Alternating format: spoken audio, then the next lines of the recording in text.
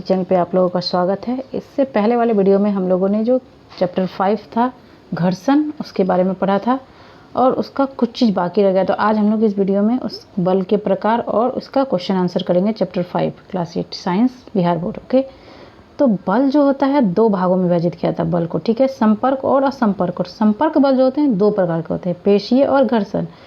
पेशीय बल जो होता है किसी बाल्टी को पकड़े बगैर क्या उठाया जा सकता है, किसी बर्तन को बगैर छुए या धकेले उठा सकते हैं। घोड़ा गाड़ी को बिना घोड़े के कैसे गति प्रदान किया जा सकता है। साधारणतः किसी वस्तु पर बल लगाने के लिए शरीर के किसी अंग से उसका संपर्क होना चाहिए।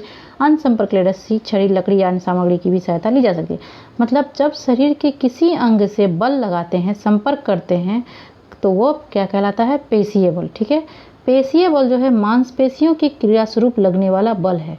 हमारे शरीर के पेशीय बल के कारण हमारे शरीर के अंदर विभिन्न क्रियाकलाप हो पाता है। हमारे शरीर का जो पेशीय बल है उसके कारण ही हमारे शरीर के अंदर जो क्रियाकलाप होते हैं, एक्टिविटीज़, वो होते हैं। क्या आहार नाल में भोजन, पाचन क्रिया में आगे धकेला जाना पेशीय बल का उदाहरण नहीं है। श्वसन प्रक्रिया, रक्त परिसंचरण, चलना, व्यायाम करना आदि सभी में पेशीय बल का उपयोग होता है।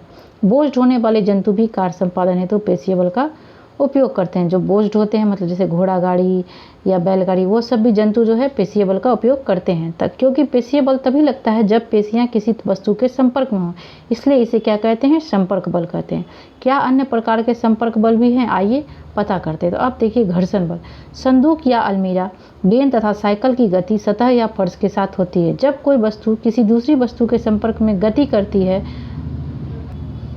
एक बल उस वस्तु के संपर्क सतह पर कार्य करने लगता है। तो इस बल को क्या कहते हैं, घर्षण बल कहते हैं। और घर्षण बल जो है वो हमेशा ही गति का विरोध करता है।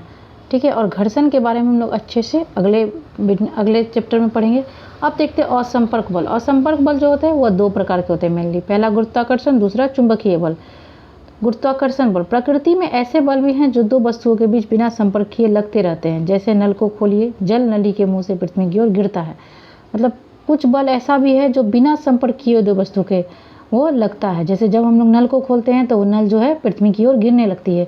हाथ में कलम पकड़ी और कलम को छोड़ दे, कलम ऑटोमेटिक क्या होगी, पृथ्वी की ओर गिरेगी, नीचे गिरेगी। ठीक है, हाथ पे एक पुस्तक रखेंगे, पुस्तक के भार का अनुभव जब नहीं होगा तो उसका पुस्तक का नंबर और पुस्तक बढ़ाएंगे, मतलब संख्या बढ़ाएंगे, तो हम लोगों को भार का अनुभव करना होने लगेगा। ठीक है, तो अब हम लोग को पता होना चाहिए कि वो नल जो का जल जो है वो नीचे ही क्यों गिरा, पैर नीचे गिरा। तो ये सब क्या होता है, ये सब गुरुत्वाकर्षण बल के कारण होता है। ठीक है, ब्रह्मांड में सभी पिंड एक दूसरे पर अपने द्रव्यमान के कारण क्या होता है, बल लगाते हैं, जिसे गुरुत्वाकर्षण कहते हैं। ठीक है, गुरुत्वाकर्षण पृथ्वी का एक गुण है जिसके द्वारा ये दूसरे पिंडों को अपनी ओर आकर्षित करती है। पृथ्वी द्वारा लगाया गया आकर्षण बल, जिसे गुरुत्व बल कहते हैं, वस्तु के संपर्क में रहे बिना भी कार्य करता है। इस कारण यह असंपर्क बल का उदाहरण है। गुरुत्व के कारण ही वस्तुओं में भार होता है। गुरुत्व के कारण ही जो है वस्तु में भार होता है। ठीक है, गुरुत्व बल का प्रतिपादन गैलीलियो ने किया था। ठीक है, बलों की अवधारणा को समझने में गैलीलियो तथा न्यूटन के प्रयास से आप अवगत हैं।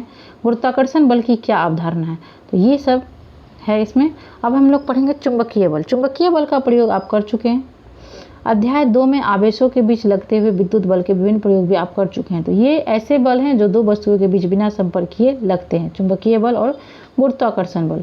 ठीक है, अब हम लोग बढ़ते हैं इसके क्वेश्चन आंसर की तरफ। और इससे हम लोगों ने क्या सीखा इस चैप्टर से, इस चैप्टर से हम लोगों ने सीखा कि बल जो है एक प्रकार का धक्का या खिंचाव है जिसके कारण वस्तु में गति उत्पन्न होती है। वस्तु के आकार में परिवर्तन लाता है बल, और बल को विरामावस्था की से गति की अवस्था में लाया जाता है। गति की दिशा में परिवर्तन लाता है, गति में वृद्धि करता है या कमी करता है। ठीक है, बल दो वस्तुओं के बीच अंतःक्रिया के कारण लगता है।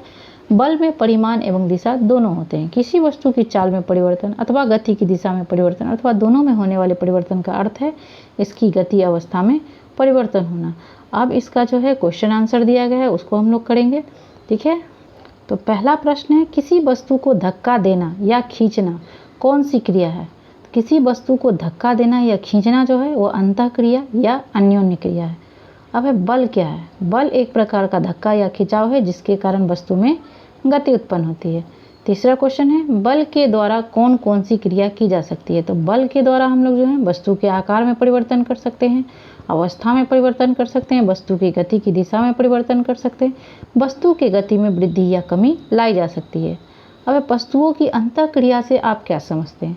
तो वस्तुओं की अंतःक्रिया पूछा जा रहा है। बल दो वस्तुओं के बीच कार्य करता है। ये दोनों वस्तुएं किसी माध्यम या प्रत्यक्ष रूप से संपर्क में रहते हैं। जब किसी एक वस्तु द्वारा दूसरे पर बल लगाया जाता है तो दूसरी भी पहले पर विपरीत दिशा में बल लगाता है। उसी प्रक्रिया को हम लोग क्या कहते हैं, अंतःक्रिया करते हैं। मतलब एक दूसरे के बीच क्रिया होता है। बल लगाने के लिए कम से कम दो वस्तुओं में अंतःक्रिया होनी आवश्यक है। ओके, अगला प्रश्न देखते हैं।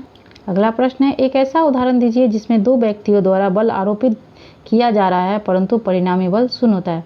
तो एक एग्जाम्पल इसमें था डेजी और प्रभा, जो संदूक पर समान बल लगा रही है परंतु विपरीत। और संदूक पर जो थी शिरोमणि कुमारी बैठी हुई थी।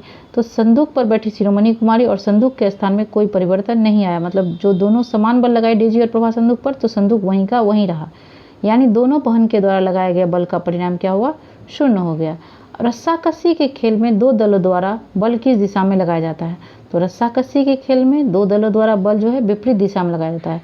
संपर्क और संपर्क बल के दो प्रकारों को स्पष्ट कीजिए। वैसी स्थिति जिसमें दोनों पिंड प्रत्यक्ष रूप से संपर्क में हो या किसी वस्तु के माध्यम से संपर्क में हो तो दोनों वस्तुओं के बीच लगने वाले बल को संपर्क बल कहते हैं। जैसे कूली के द्वारा उठाया गया वजन, संदूक को धक्का देना, घोड़ा द्वारा गाड़ी खींचना। संपर्क बल दो प्रकार के होते हैं, पेशीय और घर्षण बल। अब देखिए, वैसी स्थिति जिसमें दोनों वस्तुएं प्रत्यक्ष रूप से संपर्क में न हो और न ही किसी वस्तु के माध्यम से संपर्क में हो तो दोनों वस्तुओं के बीच लगने वाले बल को असंपर्क बल कहते हैं। जैसे गिरता हुआ वस्तु तथा पृथ्वी के बीच लगने वाला बल।